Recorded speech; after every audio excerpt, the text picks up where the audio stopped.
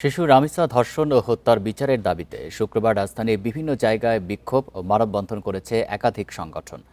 দ্রুত বিচার ও রায় কার্যকরের দাবি জানায় তারা। মাদক ব্যবসা ও সেবনের কারণেও এই ধরনের নৃশংস ঘটনা বাড়ছে বলে দাবি করে সরকারকে কঠোর হাতে দমনের আহ্বানও জানানো হয়। এ নিয়ে আলোচনা করতে রাজধানীর ধানমন্ডি থেকে আমাদের সাথে যুক্ত হচ্ছেন আইন ও সালিশ কেন্দ্রের সেক্রেটারি জেনারেল ব্যারিস্টার নাজিয়া কবির।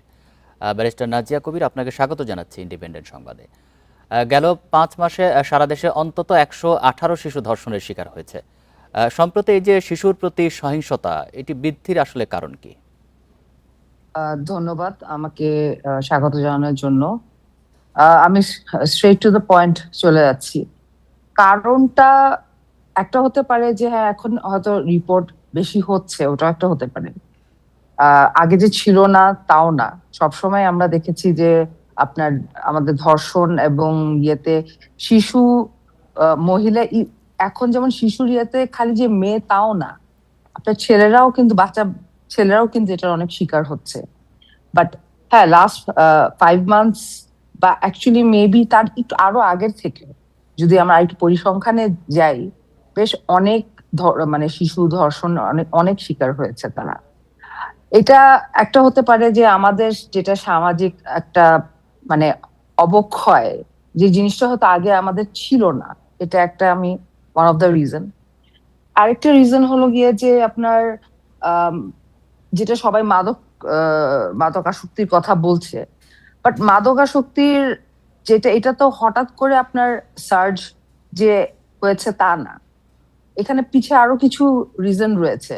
আমরা অনেক ডিসেন্সিটাইজড হয়ে গিয়েছি আমাদের লাইফে। যে ধরেন আমার পাশে কারো কিছু হলো, ও আচ্ছা শুনলাম, ঠিক আছে, ওকে, আর আমার তো হয়নি, অসুবিধা নেই।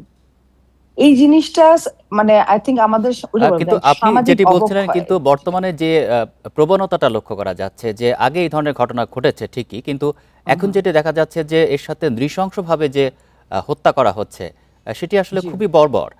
এটি আসলে বলা হচ্ছে যে এটির আসলে কারণ হচ্ছে যে সামাজিকভাবে তারা নানান ধরনের খারাপ অবস্থার মধ্যে দিয়ে যাচ্ছে, এবং হুম, এখানে আসলে সামাজিক যোগাযোগ মাধ্যম বা এই ধরনের অনলাইন ভিত্তিক কোনো কিছু বিষয় এর অবশ্যই। সাথে আসলে জড়িত। হুম, আপনি আসলে এই বিষয়গুলোকে অবশ্যই। কিভাবে দেখেন? জি, অবশ্যই আমি বলবো যে সোশ্যাল মিডিয়া একদিকে যেরকম আপনার অফকোর্স গ্লোবালাইজেশনের ক্ষেত্রে আমাদের সবাইকে খুব মানে কাছে টেনে এনেছে সবার কাছে, কিন্তু অ্যাট দ্য সেম টাইম আপনার সোশ্যাল মিডিয়ার কন্ট্রোল করা খুবই দুঃখের।